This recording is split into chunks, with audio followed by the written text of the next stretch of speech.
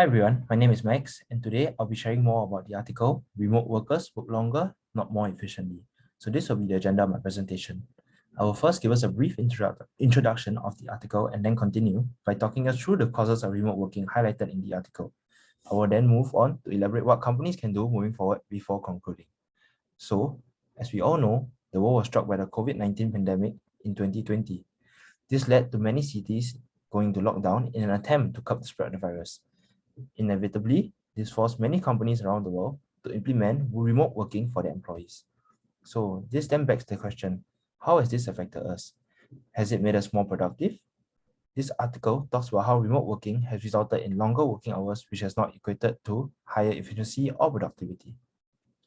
Contrary to popular belief, the total number of work hours does not equate to higher productivity or efficiency. Instead, efficiency or productivity should be measured by looking at the output per hour. A survey done by Becker-Friedman Institute saw that employees reported a 30% increase in the number of working hours. This includes an 18% increase in working outside normal hours. Measuring efficiency or productivity, as I mentioned earlier, surprisingly resulted in a 20% decrease in productivity. This will probably make you wonder, how is it possible that I am less productive even though I work longer hours? Well, this article goes on to explain why this occurs. While many of us may think that an increase in working hours would mean that employees will have a lot more time to get their individual tasks done, this is actually false. In fact, despite working longer hours, many employees are shown to have less focus time. Focus time is defined as the number of hours employees are 100% focused and are concentrating on the assigned tasks. The reduction in focus hours stems from employees spending a large proportion of the increased working hours in meetings. The increase in frequency and duration of meetings is due to mainly two reasons.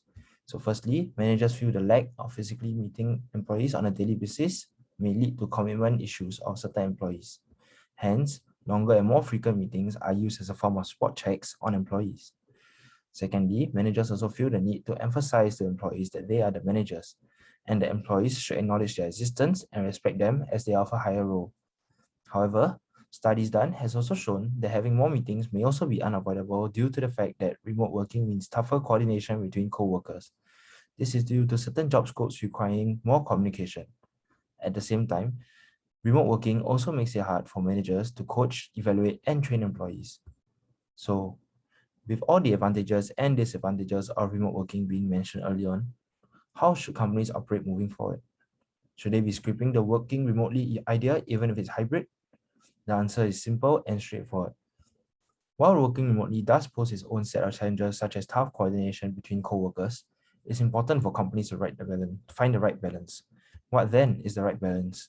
No doubt, we should acknowledge and understand the importance of holding meetings regularly. However, managers can learn to have shorter meetings which can be done at a higher frequency rate. This can act as mini pit stops along the week to make sure employees and managers are on the same page. For example, managers can choose to organize meetings 3 times a week on weekdays just to make sure that employees are on task and to set weekly KPIs for employees.